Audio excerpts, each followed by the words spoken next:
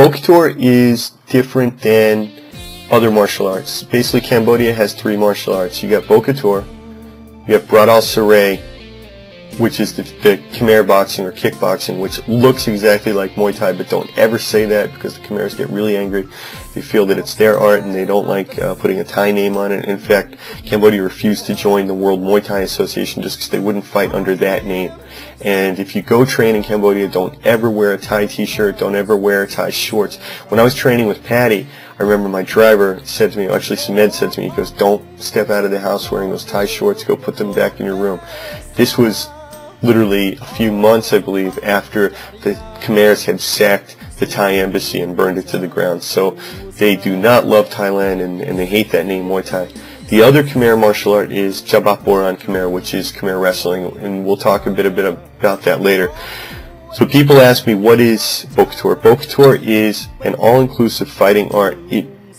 Probably the closest translation, if you look at the way the Chinese people use the word Kung Fu, they look at Kung Fu as being a blanket word and all these other martial arts are inside of there. And it's the same thing for Bokator. Bokator is the grandfather of all the other martial arts. So Bokator includes kickboxing, it includes wrestling, and it includes weapons. And the weapons are basically long stick, short stick, long knife, short knife, scarf. The Khmers all wear this scarf called a krama, and it's part of the culture. They wear it almost all the time, and that can be used as a weapon. There's a lot of techniques where you use it to block or trap or to throw or to choke, or you can put a stone in it and make a sling out of it or a mace and, you know, kink someone in the head with it.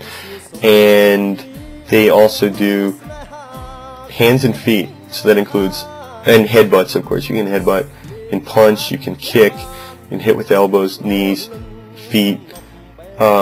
This art was designed for the military many years ago, or used by the military many years ago. It was not a sport art, so basically anything goes. I mean, this is, you know, this is whatever you want to do, you can just do it. This is like free fighting, and that is, interestingly, the Khmer kickboxing, Bradal Saray, literally means free fighting, but it's not actually free fighting. It's a sport art that you fight in a ring and there's rules.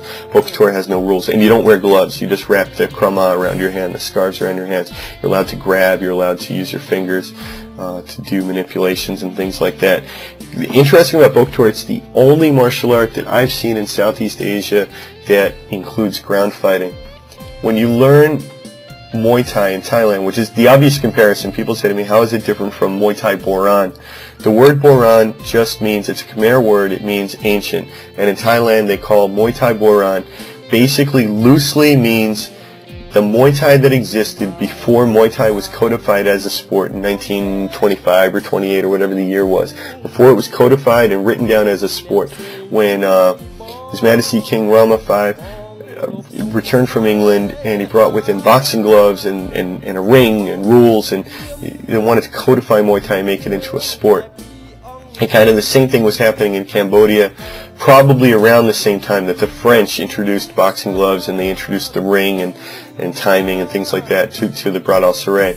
And when I trained with a really old master in, gosh, where was this guy? Anyway, I trained with Hoyt Hoc, and he's one of the oldest masters in Cambodia, and he was a really neat guy because he remembered the French people. He would say to me all the time, oh, the Frenchmen did this, the Frenchmen did that. And when he was calling the boxing techniques with me, when he was telling me to throw my left, my right, my hook, my cross, it was all French words like "coussé" and things like that, and "KO," which is really funny because it's like they took the American word "KO" and they just pronounced it in French, "KO."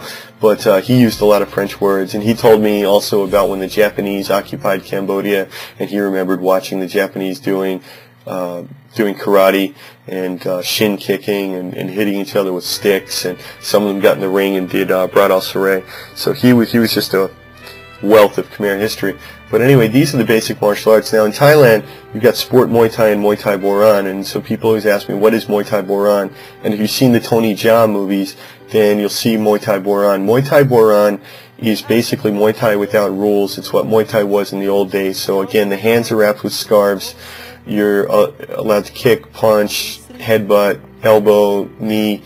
There's no ground fighting though. They don't, even in Muay Thai Boran, there's no ground fighting. The only grappling is stand-up grappling, what I call neck wrestling, japko, which is when you just grab grab your opponent by the back of the head and you throw him, which is a standard Muay Thai technique or standard Brat al Saray technique, and that it really is the only grappling in Muay Thai Boron, other than obviously if you catch. There's a lot of techniques where if you catch his leg that you can throw him from that, or if you catch his arm you can throw him from that, but there's no grappling. You can't fight on the ground. In Bokator you're actually allowed to fight on the ground, so you can throw, or you can go to the ground with your opponent and keep hitting him and keep fighting on the ground, and you can even do submissions and chokes and things on the ground. So it's very similar to MMA, but it's Khmer. I mean, it's really Khmer, and it's the only one. You know, Malaysia, I'm not so sure, but I was in Vietnam training, and they don't seem to have any ground fighting that I could find. There is allegedly a traditional form of Vietnamese wrestling, and allegedly it is practiced in some parts of the country, so I'm hoping to find it when I go back.